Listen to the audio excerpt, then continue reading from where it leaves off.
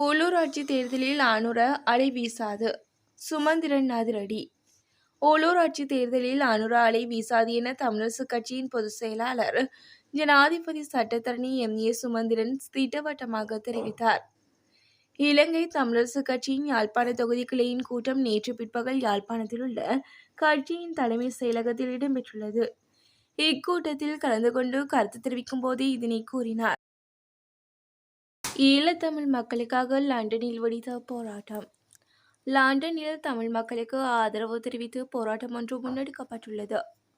குறித்த போராட்டம் கடந்த 10ஆம் தேதி லண்டனில் உள்ள இலங்கை உயர்ஸ்தானி காரியாலயம் முன்பாக இடம்பெற்றுள்ளது. டிஜிடிஐ இணைந்து இந்த போராட்டத்தை முன்னெடுத்துள்ளனர். இலங்கையில் தமிழர்கள் எதிர்கொண்டு வரும் அடக்குமுறையை எடுத்துக்காட்டவும் தமிழ் மக்களுக்கான நீதியை கோரியும் இந்த போராட்டம் நடைபெற்றுள்ளது. வடகடலில் எண்ணெய் டேங்கர் சரக்கு கப்பல் பாரிய மோதல். வடகடலில் எண்ணெய் டேங்கர் மற்றும் சரக்கு கப்பல் மோதி பாரிய விபத்து சம்பவம் ஒன்று இடம்பெற்றுள்ளது. குறித்த விபத்து சம்பவம் இன்று கிழக்கு யாஷகர் கடற்கரைக்கு அருகே நிகழ்ந்துள்ளது. மேலும் போர்த்துகீசிய கொடியேந்திய சோலோங் என்ற கொள்கலன் கப்பலும் அமெரிக்க கொடியேந்திய ஸ்டெனா இமாகுலேட் என்ற டேங்கர் கப்பலுமே இவ்வாறு விபத்துக்குள்ளாகியுள்ளது. வாகன தரிப்பிடத்தில் விழுந்து நொறுங்கிய விமானம். அமெரிக்காவில் சிறிய ரக விமானம் ஒன்று வாகன நிறுத்துமிடத்தில் விழுந்து விபத்துக்குள்ளாயுள்ளதாக சர்வதேச ஊடகங்கள் செய்தி வெளியிட்டுள்ளன. குறித்த விமான விபத்து நேற்றைய தினம் இடம்பெற்றுள்ளது. விமான விபத்தை தொடர்ந்து அந்த பகுதியில் பரபரப்பான சூழல் ஏற்பட்டுள்ளதாக தெரிவிக்கப்படுகிறது. ஐரோப்பாவில் இருந்து இலங்கை வந்த பெண்ணுக்கு அதிர்ச்சி கொடுத்த மற்றொரு பெண்.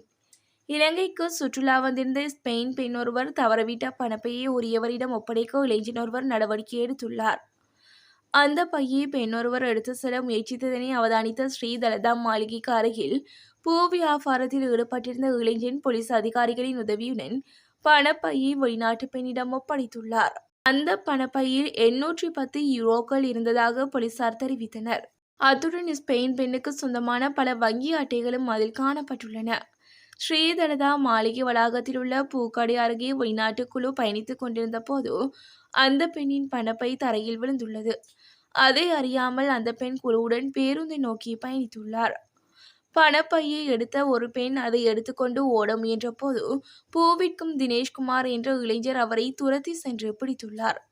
பணப்பையை பெற்ற பிறகு அவர் தலதா மாளிகை போலீஸ் தலைமை ஆய்வாளரிடம் அதை ஒப்படைத்துள்ளார். உடனடியாக செயற்பட்ட அதிகாரிகள் குயின் ஹோட்டலுக்கு அருகில் சுற்றுலா வழிகாட்டலின் உதவியுடன் குறித்த வெளிநாட்டு குழுவை அடையாளம் கண்டு அதன் உரிமையாளரிடம் ஒப்படைத்துள்ளனர்.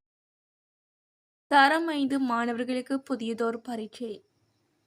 தரம் 5 புலமை பரிசில் பரீட்சை தொடர்பான அரசாங்கத்தின் முடிவு குறித்து கல்வி அமைச்சரும் பிரதமருமான ஹரிணி அமரசூரிய சிறப்பு வெளிப்படுத்தல் ஒன்றை வெளியிட்டுள்ளார். இன்றைய நாடாளுமன்ற அமர்வில் கலந்து கொண்டு பிரதமர் இதனை தெரிவித்தார்.